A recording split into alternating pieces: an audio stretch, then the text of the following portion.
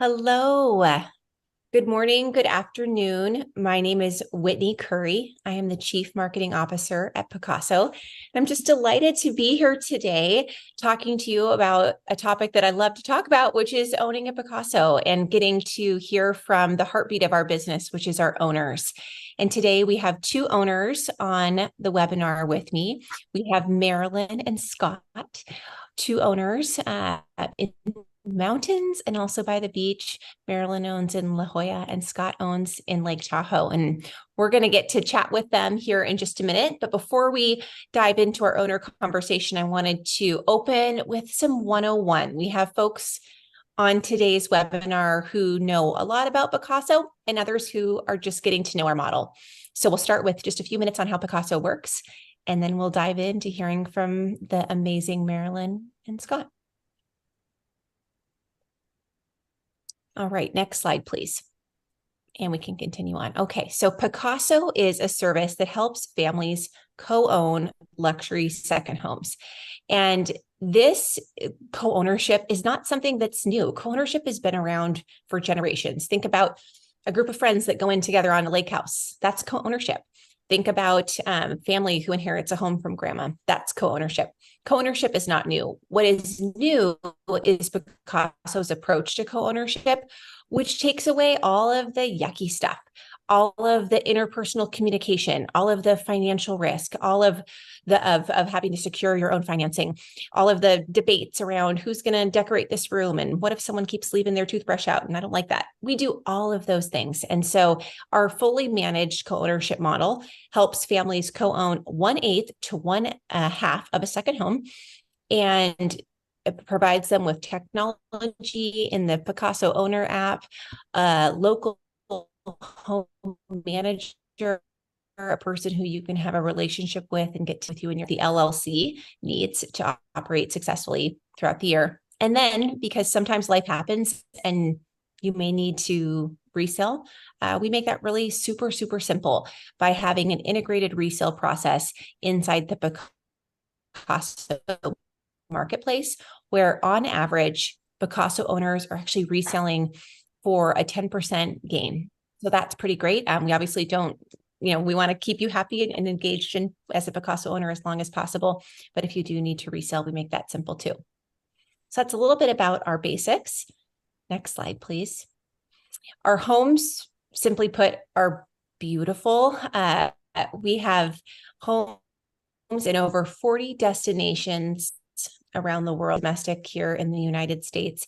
And these are luxury, exceptional, beautiful properties where everything from, what's in the silverware drawer through the artwork on the walls to thinking about every detail that you could possibly need for outdoor living, games, books on the shelves, pool floaties in the pool. We truly take care of everything.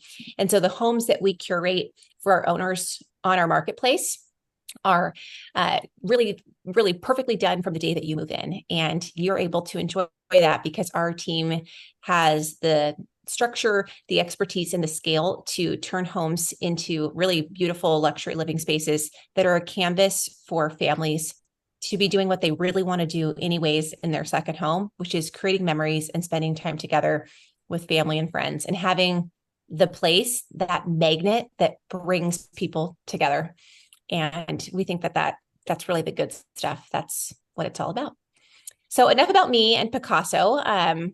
Let's hear from our two owners. I want to first introduce Marilyn. Marilyn owns in Wind and Sea in La Jolla. So Marilyn, welcome so much. Thank you for being here. And Scott is an owner in Lake Tahoe in Martis Landing. Scott, thank you so much for taking time to chat with us today. All right. Well, why don't we, and Marilyn, you've been an owner since I think April of 2022. And Scott, you have been an owner since March of last year. Does that sound right? March of 23. 23. Yeah. Okay. Scott is also a Pacaso pup owner. We'll get to that in a little bit. He has some pups who enjoy the Pacaso experience. Dogs are very much a part of our ethos and have a lot of fun in their homes, almost as much as their owners. So we'll get to that in a little bit. But why don't I start, Marilyn, with you first? I would love to hear about how you first heard about Pacaso and what was your first thoughts and how did you first discover us? Well, so I had actually been looking to buy kind of a really the Pacaso model, right? To kind of a DIY. In San Diego, I have family that lives down there, and I've been doing vacations. I live in Northern California, and so I've been doing vacations down there for quite a long time. And so I was there one Christmas with my family, and all the houses in La Jolla are super expensive, and it's gorgeous living by the beach in San Diego. But this one house popped up on one of the real estate sites, and it happened to be this house, and I really could not believe what it was. Right, it was just, we went and walked by it over Christmas, and then I started talking to one of my family members is in real estate, so I asked him to do a little investigation, and I had been looking to do something like this with a group of friends for quite some time. I would talk to people, wouldn't you like to really own just a little piece of a place in San Diego? And everybody said, yeah, it sounds really good, except for the fact that, oh, I have kids that are entering college, and oh my God, I'm trying to save for, my grandmother, is going to move in with us. And there were so many reasons why people couldn't do it, right? And I totally get that. But this really commercialized exactly what I had been looking for. And so when I talked to the Pacaso sales rep in San Diego over that New Year's right after Christmas, it really looked like the perfect spot. And I really can't believe I did this, actually. We FaceTimed. I was in Santa Cruz and he was in San Diego at the house, and he walked me through the whole house on his phone. And when he got to the cupboard that had the glasses, he opened it up, and it is literally it's like basically ceiling to counter of every glassware piece that you can imagine. And I was like, okay, that's the spot for me. So it was really meant to be. So many things about the house are just suited to the way I live. So it just really was great. Marilyn, there were like 9 things you said there that I'm excited to follow up on more in our conversation. But I do want to just call out for the other listeners on the webinar that Marilyn went through an experience. It's actually quite common with buyers that we hear, where you liked the idea of co-owning and we're trying to do it yourself, putting this group together. But gosh, it's really, really hard. And so it's so nice that now there's a solution like Pacaso where we, as you said, professionalized it and brought everybody together. We're so happy that you found us. Me too. Scott, let's hear a little bit about your story of coming to Pacaso. Yeah, so to try and dovetail into a little bit what Marilyn was talking about, my wife and I wanted to get into getting some vacation properties. We went down the road of let's get something that we can short-term rental, VRBO, Airbnb, that sort of thing. So we're looking in San Diego, Mission Beach, Palm Springs, Lake Tahoe, and there are some properties, things that would financially work. But between the city council really shutting down short-term rentals, and then with the interest rates as they were going and the property values, it just didn't make any sense. And in fact, a friend of mine in finance owned a place in South Lake Tahoe, was VRBOing it for years, and the city council pulled his license. And this is happening everywhere. So way too much risk. So we said, we really do want to have a vacation property. And somehow Pacaso popped up. I started doing a little bit of research around it. And similar to what, Marilyn experienced, when my wife started to see the decor, restoration hardware, all the first class things that are in these homes. And, in our case, $400,000, we're getting to be a part of a $3 million property in Lake Tahoe. And it just, all came together. God, that's amazing. What you just said of, for $400,000 having a dollar home, I like to call that the real estate flex. And it's pretty impressive. I mean, I'm sure well, I'll ask you, when your friends show up to your Pacaso, are they impressed? Oh my God, yes. Yeah. They're looking at you like you're doing something right. Right. That's amazing. Well, Marilyn, I'd love to hear a little bit more about like the actual transaction, the buying experience. What was that like for you? I know you saw the listing, phoned a friend to make sure that this was not too good to be true. Then what happened? Yeah, so it was actually quite hilarious, honestly. So like I said, we did a walkthrough, me and Santa Cruz, the rep in San Diego at the house, and we get to the end of it. He probably spent like, I don't know, we were probably on the phone for like a couple hours. And so we get to the end of the conversation. I was like, okay, I am in. And he said, well, he goes, okay, he goes, just like any other real estate transaction, we need some earnest money if you want to hold your spot. And I said, it's Saturday. I don't really, I said, I can't really do anything unless you can Venmo. He goes, well, we don't really do Venmo. He goes, but you can put earnest money on a credit card. And I was like, oh, I can do that. So I gave him my Amex card and that held the place. And then, I gathered all financial stuff that I needed to get together. And I think we had our first call on, I can tell you, we had our first call on the 11th of January, and I actually closed the first week of February. So it was less than 30 days, which was awesome.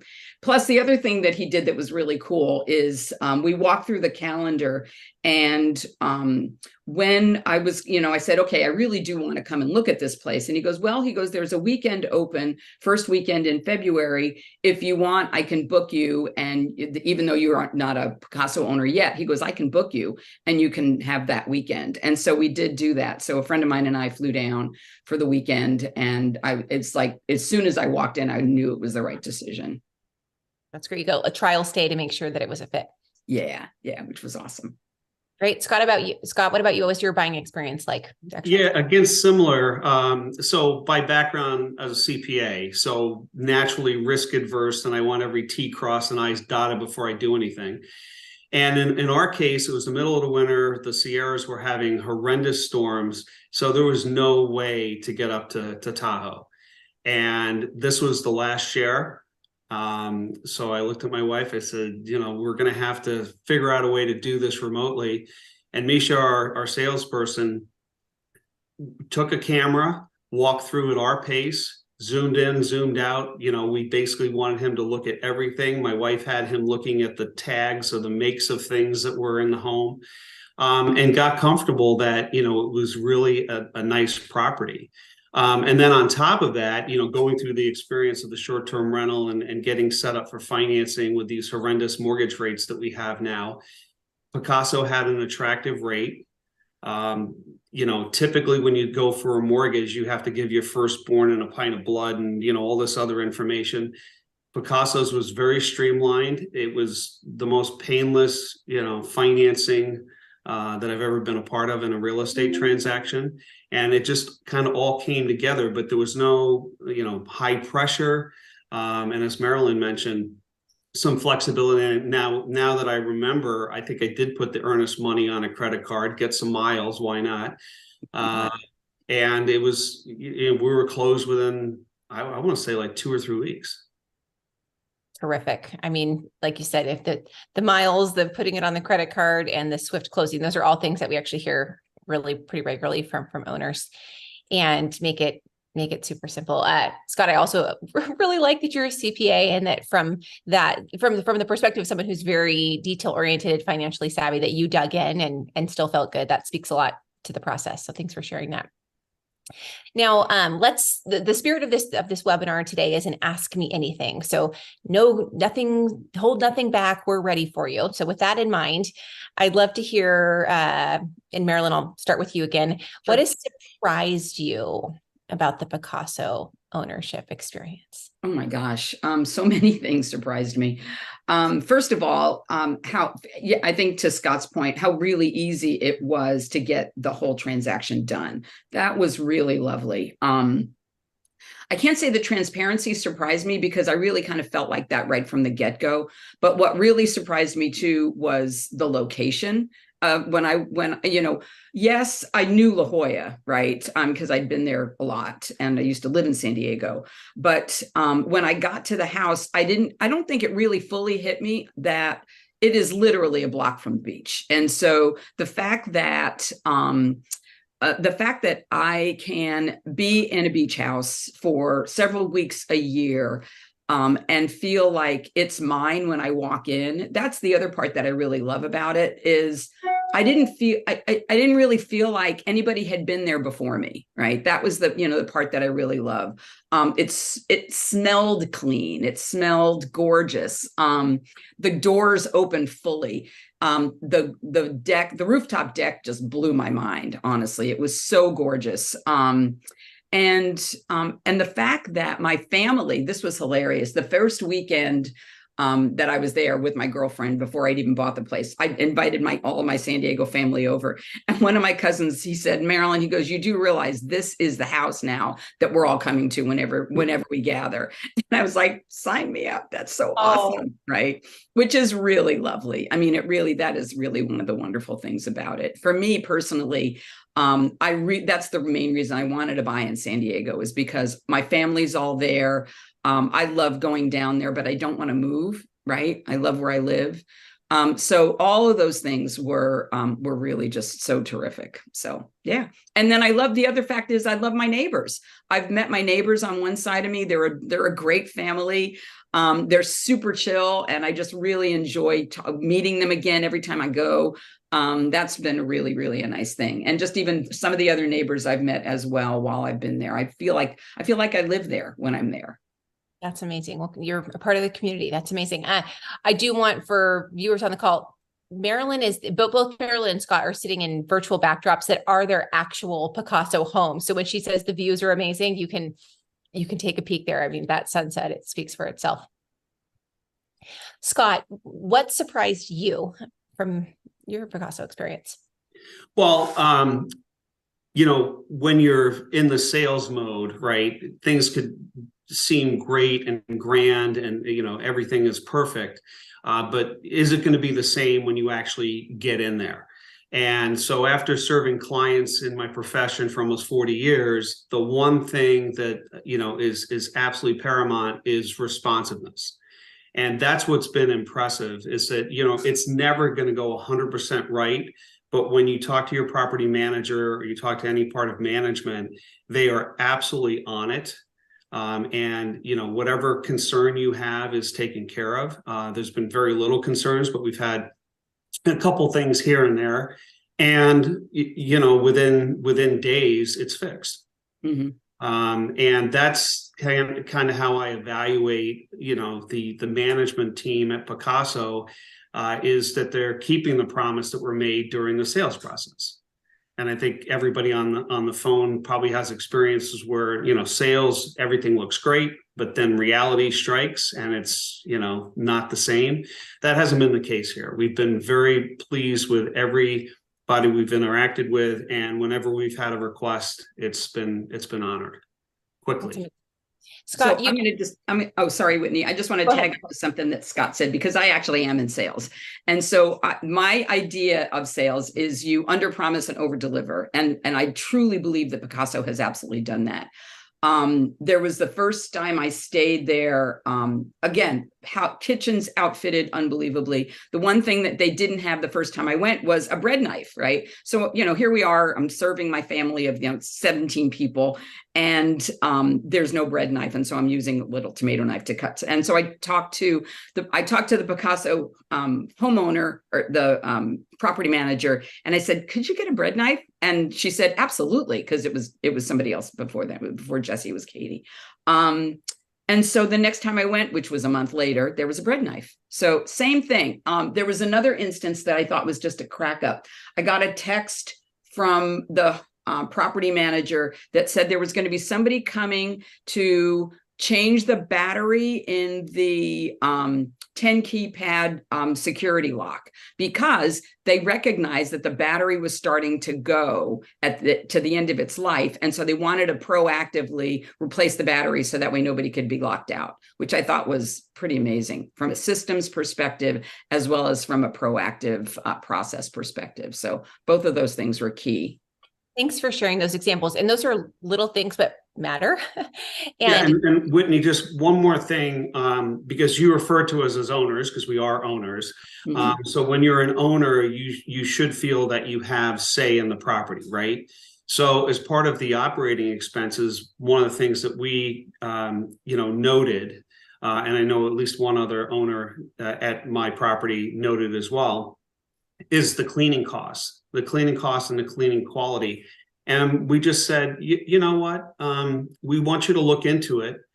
They did. That cleaner was let go. We've got a new cleaner because they honored the fact that, we wanted our property to be just a little bit higher quality, and it was taken care of immediately. Perfect. Thank you for sharing those examples. A thread that is part of the reason we're able to deliver on responsiveness for you, our owners, is because we have scale of vendor relationships. And it's a little less difficult in markets like La Jolla near a major area of San Diego, but where Scott is in Lake Tahoe and in many of our communities, these are second home destinations. And finding a trustworthy, responsive, available plumber to fix a plumbing issue or someone to attend to snow plowing in the winter, like these are dozens and dozens of vendor relationships that we take care of through as the property manager for the LLC for the home. And we have added sway, for lack of a better term, in market because of the scale of the Pacaso network. And so that's part of the how that we're able to deliver for you all. And I think is something that is just pretty super cool, that you're not worrying about, now I'm coming to my second home and I have to spend time researching electricians or, any of those vendors. So, all right. Now the chat is just blowing up with questions. I see you. Keep them coming. We will get to them. So I'm going to address some thematically as they come up in our conversation, and then otherwise we'll just plow through them at the end. Before we move on, closing out the transaction, I'd love to hear if either of you, and Marilyn, you talked about this a little bit, if you did work with an agent, and if so, how they thought of Pacaso and how that fit in for you. So that was actually very serendipitous for me because, as I mentioned, I have a family member in San Diego who is in real estate. And so I asked him for help just kind of navigating the transaction, especially since I was going to be doing it remotely. And he, bless his heart, he spent, he's just spent a lot of time going over the documentation with me, making sure I understood exactly what the Pacaso process looked like from a transaction standpoint. He was very pleased to see that everything was pretty laid out. Every time we would ask a question, we got a response back right away. It was a very smooth transaction, and he really helped a lot. So, and I really appreciated that because it just gave me another comfort level that the Pacaso team knew how to work with a real estate professional. And that was super important to me as well. Right. Okay. Well, let's keep going here. So if we had to have a single most common question leading up to the webinar today, it would be around scheduling. Prospective buyers are really curious how you all feel the real on scheduling. So Scott, why don't we start with you? Yeah. What are your thoughts on access to your home, and if it meets your expectations, and if it's what you thought? Would love to hear more about how that's working for you. Yeah, no, it's a great question because in the past, my wife Jen and I were part of Hilton Vacation Club, and the reason we're no longer there is we could never get scheduled.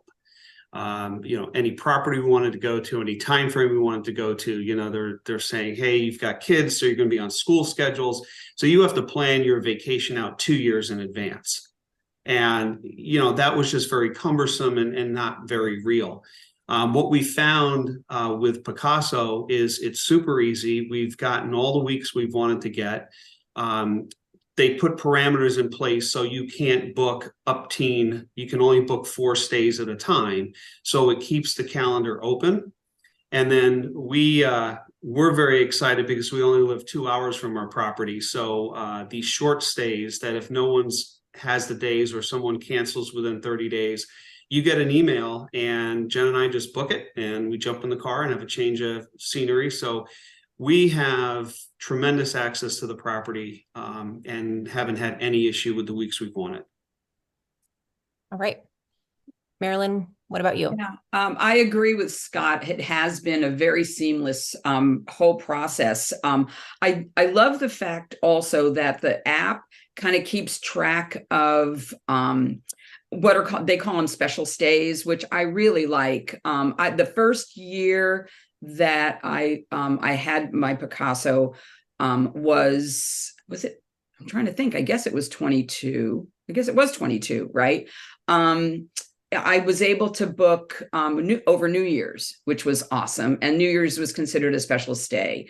And then after that, I was able to book Christmas this year, which I'm, again, super excited about. But then, for me personally, I don't have little kids anymore. And so I would probably not book summer, right? But I know that there's lots of folks that want to do 4th of July and Memorial Day and Labor Day. And that's just not where I want to go, where I want to be. So the nice thing about that is, for me, I can book it off season, which I love. I love being in San Diego in February, for example, or April, right? So I love the fact that it goes 2 years out. It's easy to debook and then rebook as well, right? There's plenty of time to be able to change your mind, or if something else has come up, be able to kind of debook it. And to Scott's point, I've used that. A stay was, released by another owner. I was able to tack on a few days from one of my stays because they had been adjacent to mine. All that stuff is super easy. And I love, and the app itself too. There's been improvements in the app over time. When I first joined, there wasn't the ability to kind of see at a glance what your past stays were or what you had. And now that feature has kind of been rolled in a subsequent release. So the app itself is super easy to use, which I like. Yeah. That's great. And there's a really creative question in the chat that asked about scheduling tips. Are there any tips or advice that you have to maximize? Like, I think the spirit of the question was to maximize the system. I don't know if for either of you, the short notice stays feel like a fun tip or way that you can gain extra value, if you want to share about that, or if there's other tips that you have for people. Yeah, I mean, for us, the short stays are great because of proximity to the property. And obviously, if we had a place in Florida, we wouldn't have that same ability. But it's a great question, because we started to look at what's the booking habits of the others. And what we found out is some folks go up to, I think it's the maximum of 14 nights. So they'll book their stays of a longer duration, especially during the summer months in Tahoe. So knowing that, you can kind of start to change your strategy a little bit. We don't necessarily want to be up there for 14 nights. So, we find different times a year that are going to work out better for us. Yeah. Yeah. And I would agree with that. Oh, sorry, go ahead. I was just going to say, for viewers, you're hearing that Marilyn's saying, I don't want to be there on all the holidays. And Scott's saying, I don't always want to be there on 14 days. There's so much diversity in scheduling preferences among our owners. And oftentimes our sales folks, people will say to them, oh, but doesn't everybody want 4th of July? No, they don't. And that's the truth, because everyone's at a different life stage. Some have little kids at home, others don't. Some actually prefer the shoulder seasons because it's less crowded. And so there's a lot of natural diversity in the owner group that we see come through as common themes. But to also to help that, I just wanted to note, we do have something called the Sun and Ski Guarantee, which ensures that everybody has access to a stay in the peak season, and that each market there's some differences between how many peak seasons a market have. For example, like a Palm Springs has a different peak schedule than a Lake Tahoe, but that natural diversity does help with the scheduling. Right. Were you going to say something else, Marilyn? I was, yeah. The other thing I was going to say from a tip perspective is, like, for example, the stay that's coming up right now for me, I've got 7 nights booked. But I do know that there's a couple of nights on the back end of my stay that are open. And I'm contemplating whether I want to go ahead and pick up either one or both of those nights. And it's super easy to do that, right? I can do it one of two ways. I can either do it in the app and just change the days, or I can just call my home manager and just say, Jesse, I think I'm going to stay the extra day or so. I'm going to be there with friends. And so I'm talking to my girlfriend who's going to be coming back up with me. And we're trying to figure out if we want to just stay just that one day or if we want to stay 2. So super flexible there. And I've even gotten calls. There was one time I was down there and the home manager called me and she said, there's a couple of days after, do you want to stay longer? And she goes, all it does is attach to your day. She goes, it won't even attach to your days if you want to. She goes, it's just available. And unfortunately, I had to be back up in Santa Cruz for a work event, but very, very flexible, and yeah, it's super easy to use. That's great. Well, I want to make sure that we get to answer all the awesome questions in the chat. So before I'm going to close out with one more from me, and then we'll move to the chat. So I'd love to hear from both of you, like, what would you say to someone considering a Pacaso? Any final thoughts that are on your mind? Do it. Do it. Are we Nike? Yeah, I mean, just going back to earlier in the conversation, when my wife and I were looking at San Diego and Palm Springs, if we were going to buy, call it a $2 million property, we certainly wouldn't have the quality that we have in Tahoe with Pacaso. We'd be, putting a lot of money into it to try and get it up to that level. And it's all turnkey. As you mentioned, everything's taken care of. So it really is stress-free. And from a value perspective, yes, you don't have rental income coming in, but the operating cost for our place in Tahoe is around $19,000 a year. And when you look at 44 nights, just even take my 3 or 4 weeks of ski season, to book a house that's 3,500 square feet, that's this nice and this well appointed, minimum you're probably looking at 10, if not 15 or 20,000 a week to run a place like this. So actually, yeah, Scott, you actually bring up a good point, and it's something that is somewhat under the radar. Maybe I don't know if the Pacaso folks talk about it very much, but when I did my taxes this year, there's some value there, because part of the monthly expense is property taxes, which you write off, and you would never be able to do that with a timeshare. And also the LLC operational expenses are part of the way that you do your 10K. And that is super interesting to me. Or is it a 10K or K1? K1, sorry. So that piece of it, the write-offs are certainly useful, right? So yeah, to me, it's a great way to have home ownership in a spot that you love and that you love to go back to over and over and over again. Good. Thank you. We do provide all of our owners with the K1 at the end of the year. And then on an ongoing basis, we have a whole team that works on taking care of all of the bill pay and automation, and then having it be visible inside the owner app. And then if you do have questions, you can always reach out to us. And we also work to negotiate the most favorable rates possible from vendors in local markets. There was a question I saw come in earlier around Pacaso as the property manager, and I want to clarify our role there.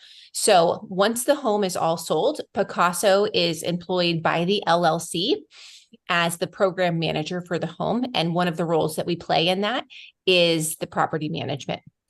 We do charge property management rate, just like you would if you were getting an outside property manager for that. We are median to market. And in theory, this has never happened, but it is possible. And we structured it this way by design.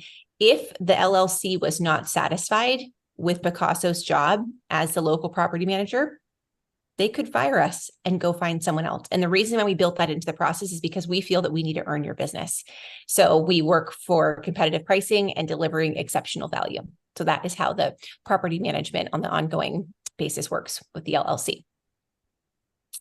Okay, let's transition now to some of the questions. And these are a little bit rapid fire, so I might bounce some around here. A question that was another question on scheduling, like yes or no, do you holistically feel like you get enough of the dates that you want from a scheduling perspective? Sounds like yes, Scott and Marilyn, but anything else you wanted to add around scheduling, access, and ease?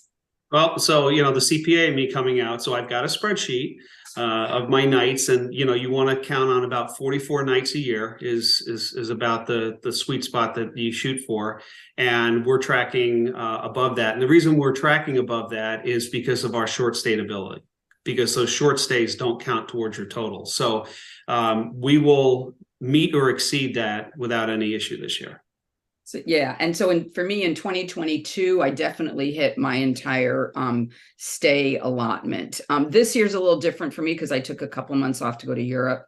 But that was, I totally did that fully understanding that that was going to happen. And I've actually lent out my place to a couple friends because I knew I wasn't going to get the full 6. And for me personally, it was important to go where I wanted to go. And I know potentially there might be an opportunity to do a Pacaso house in other regions, which would be super fun. And I could suck up my days that way. So 2 things just to punctuate. The short stays, as Scott said, do not count against your stay total for the year. So it's essentially a jump ball. And our app, in the app, you'll get a notification in advance, a couple days or weeks in advance, depending on where you are. And if you're able to go, great, you can claim it. If not, no harm, no foul. So that's a really helpful feature that people like. And our owners would, cost wise, they would pick up the cleaning fee associated with that stay, but the number of stays does not count towards your annual stay hold. Something else that Marilyn touched on was, you had this amazing trip to Europe, which sounds like very fun, and you still wanted to have value from your home. And so you gifted this time to a friend. Could you talk a little bit about how you did that? Did you use the gifting feature in the app? And what did your friends think of the property? Well, I'll answer the last one first. They thought it was incredible. It was some friends of mine, they were celebrating an anniversary and they really couldn't figure out where to go. And so I offered them the house. And it was super easy. I don't remember, honestly, if I used the gifting feature or not. I think I must have because I wasn't there. And so I sent them, I think they registered in the app and then they just kind of went from there. So yeah, it was really actually pretty easy. And actually I'm doing at this time, a friend of mine is getting in a little earlier than me, and she's going to stay at the house the day before I get there. And so I'm glad to know that she's able to do that just through the app, which is great. Yeah. Yes. And for folks listening, the reason why we built that feature is because Marilyn does not want to be answering questions about Wi-Fi codes and where the extra whatever is in the home. And so when you add a guest in the app, it helps us know that they're coming so we can greet them, show them around the home if desired. And then all those nuts and bolts of hostings we take care of through the app and also with the assistance of our local home manager. Marilyn mentioned Jesse and Katie. These are real people who know your home intimately and care for it like it's their own. And so they're really familiar with all of the details of running and operating the home and are there to support you and your guest if you have a guest on that stay. All right. Next question was around, do you bring your car? Or if you don't bring a car, how does that work for you? Sounds like both of you are driving primarily. Is that right? Yeah, I do bring my car because I'm there for at least a week. And actually, that was one of the things that cracked me up is I have a Tesla Model Y. And when I drove down the first time, actually, I think when I was still being shown the house, we got to the garage and lo and behold, there was an EV charger there, which was perfect. So yeah, I definitely have my car.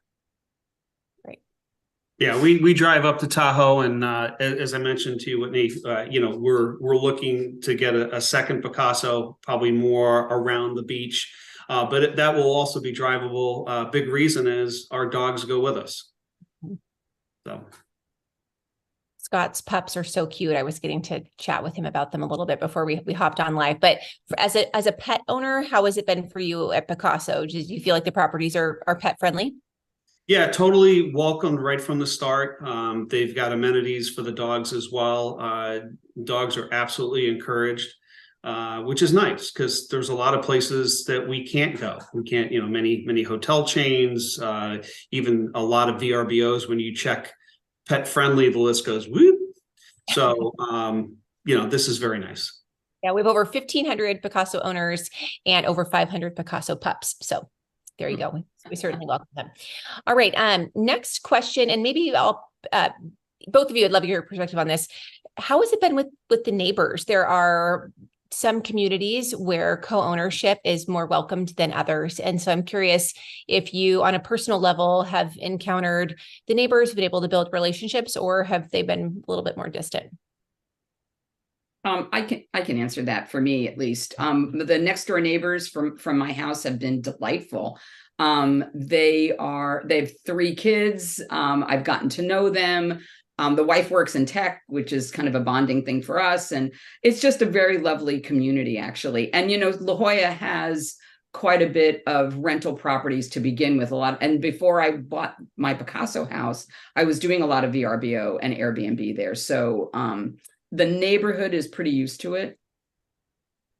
Right. Scott, what about you? Well, I mean, one, I think most people in the neighborhood aren't going to know. It's not like you have a neon Pacaso sign out front. It just looks like, yeah, every other house in the property in the neighborhood. A funny story though, Mark next door, he bought the entire house. He's fixing it up for his vacation property. So, doing a lot of work, a lot of upgrades, and he happened to come on in for a drink at our place. And he got mad at me because he said, I'm going to cost him a lot of money after his wife looked at all the heated floors and all the bathrooms and the laundry room and, The art on the walls. all of the amenities. And he's just like, great, thanks. So, that was fun.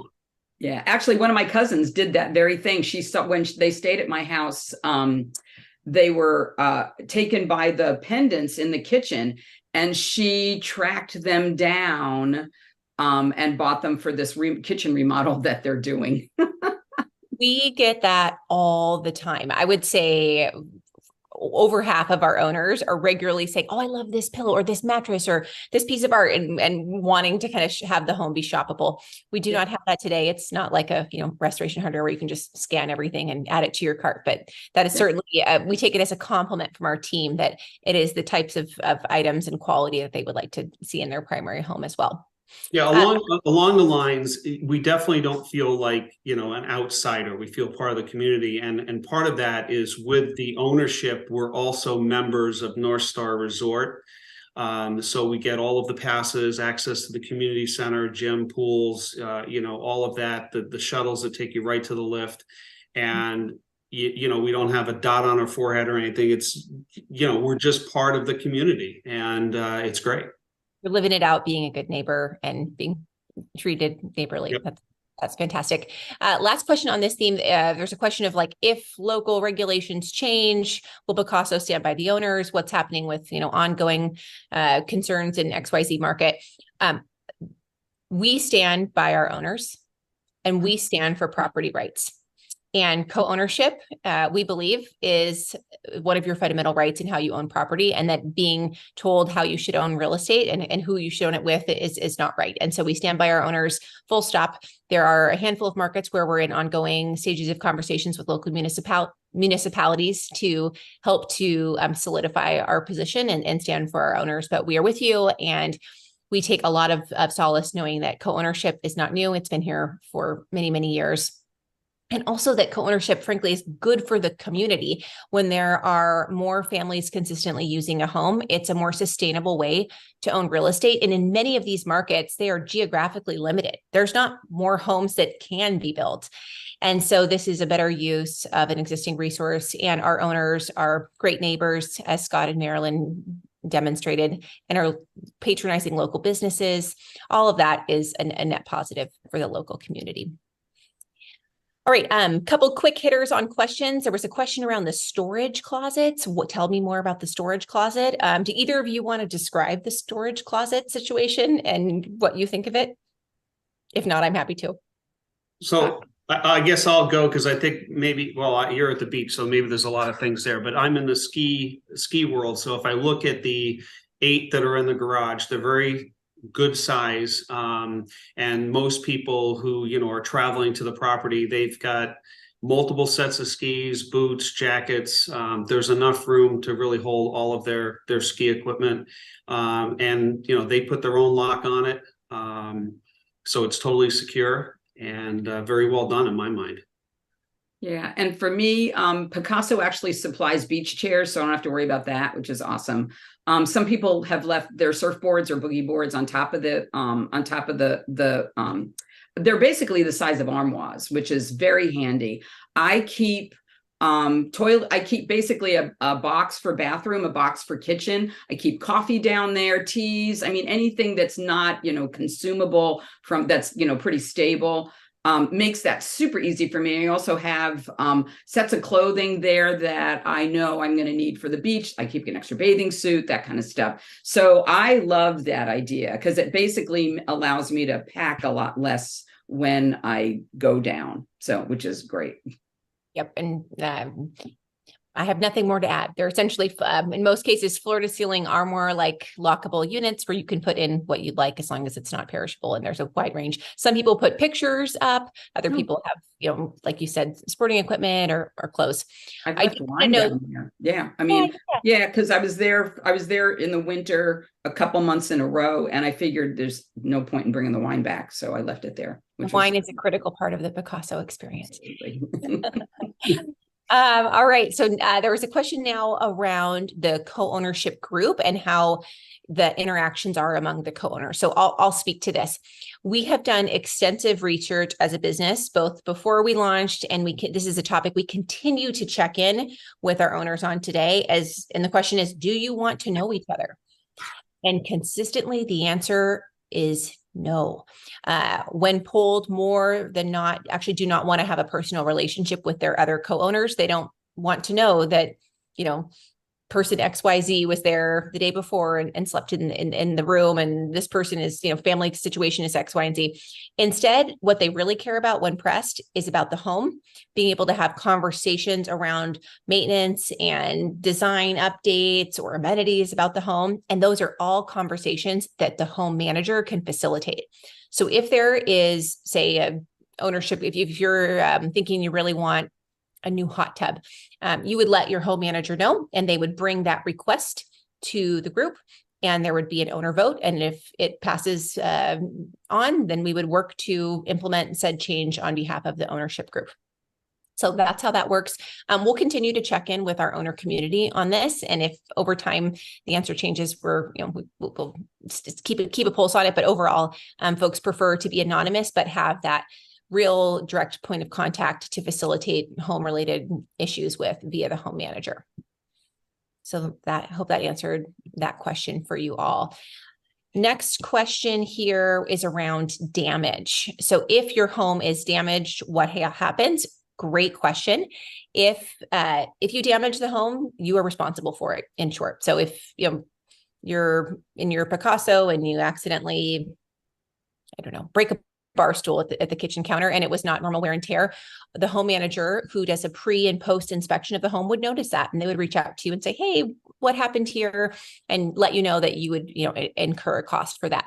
Of course, there is some degree of, normal wear and tear and things. And, we understand if, a glass breaks or something like that. But overall, you are responsible if you damage the home. That feels fair and equitable, which is core to our operating ethos. The same applies if you have a guest in the home and they have some damage, it would roll to you as the owner who invited them into your home. All right, let's next here. Okay, oh, great. This is a great question. How does the redecoration process work? Is there anything that changes?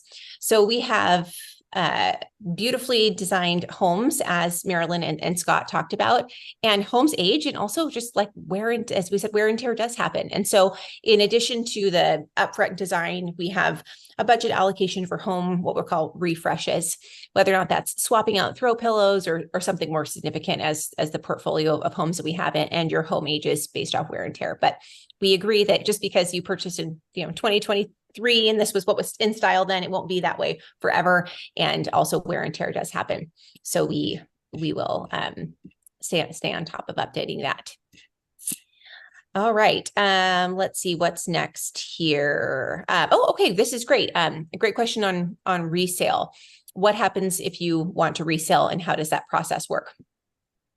We get that life happens. Kids go to college, maybe there's a change in family makeup, maybe there's a divorce or a marriage, or just simply life happens, and that's okay. And part of what's amazing is when you own a Pacaso, you actually own real estate, and part of owning real estate is the ability to buy and sell with ease. So if you need to sell, you let your home manager know. That would be your first step, and say, hey, I need to move. And they'll say, oh, we're sad to see you go, but we're here to support you. And so then they will connect you with our resale team who does an intake call. We'll do a quick survey with you, understand your desired pricing, timing, and then we'll support you in listing your home for sale. There is a reselling fee, which is 6% of the sale price. So we will do that and market the home for sale through to Pacaso, and then also on third-party websites, MLS, Zillow, Redfin, etc.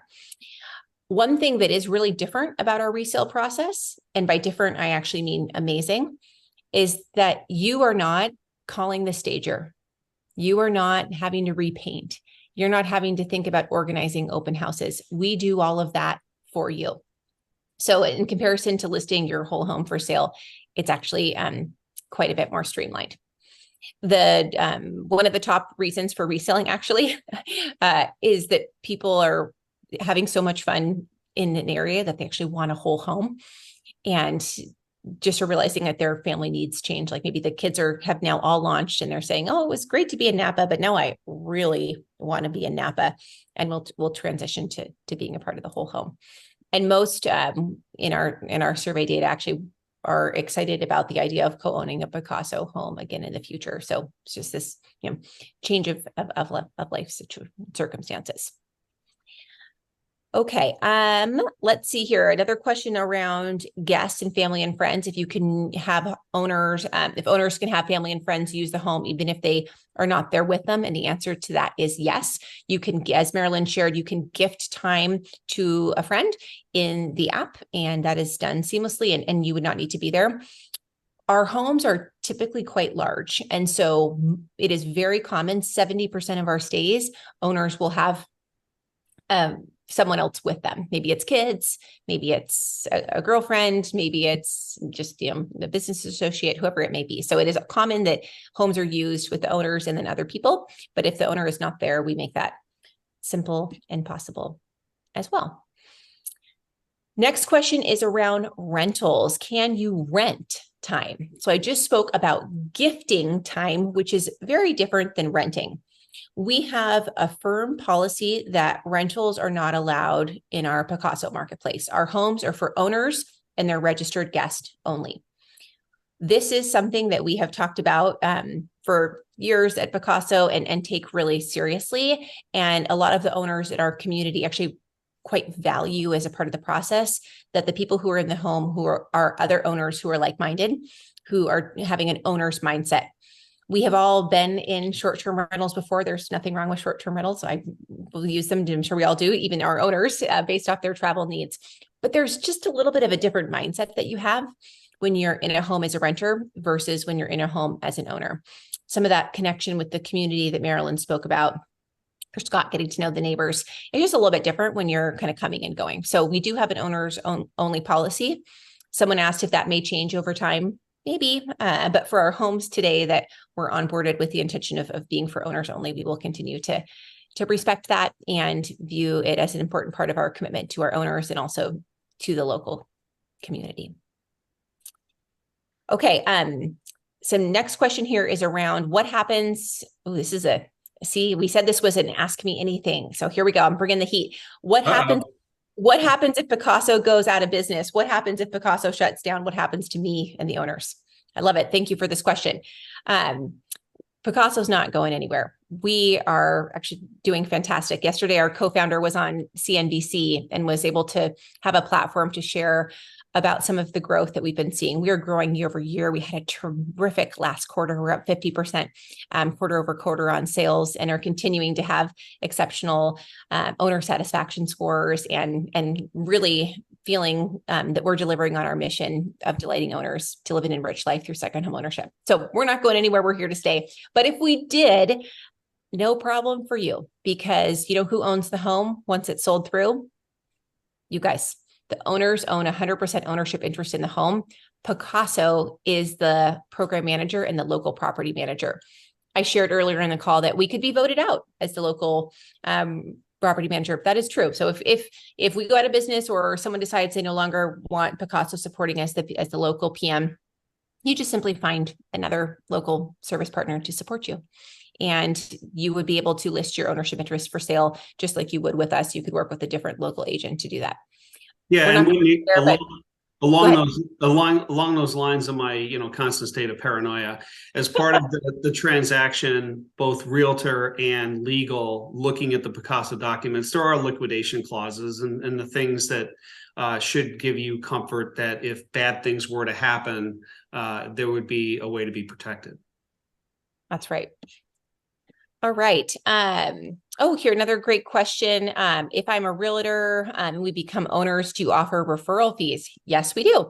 So we have a host of referral benefits for owners that benefit the owner in the form of credits that they can apply towards their operating expense. But also, if someone is purchasing as a result of your referral, we pass on some of those amazing benefits to them. So it benefits kind of the give to get philosophy where everybody wins if you send a referral.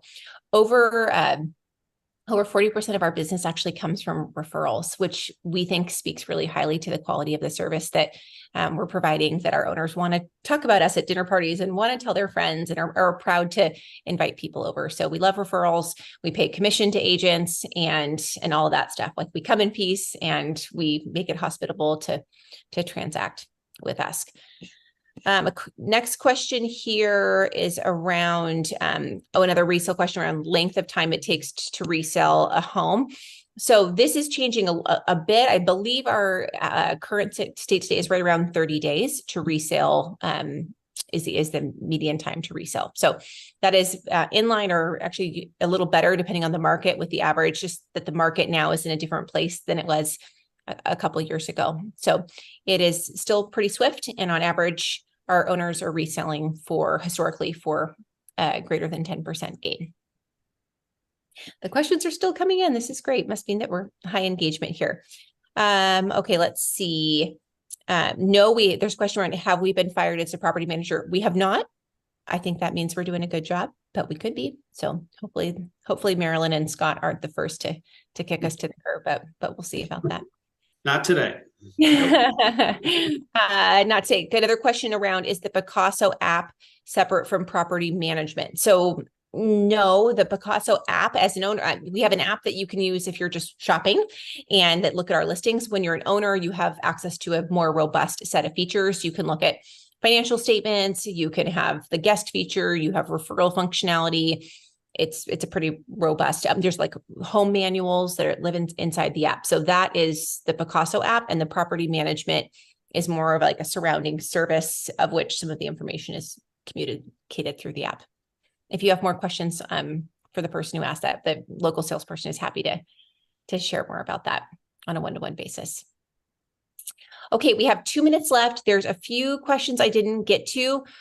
We will find you and reach out to you one-on-one with a question. So sorry I didn't get to everyone. Thank you for this robust conversation. And Scott, Marilyn, any final thoughts that you'd like to share or anything left? Marilyn, I'll let you go first. Okay.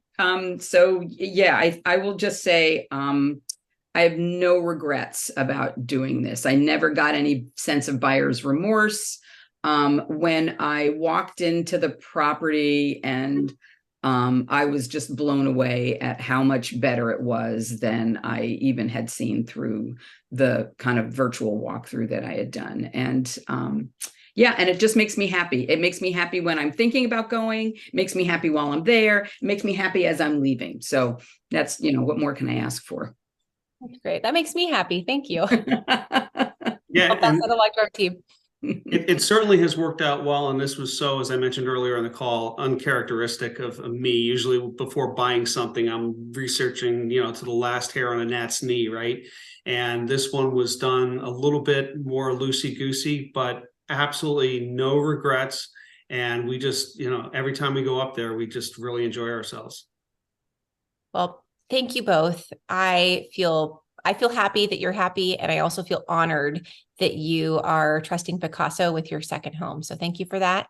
And for everyone else who tuned in today, we appreciate your time. If you have any further questions, you can reach out to us via the contact form on our website.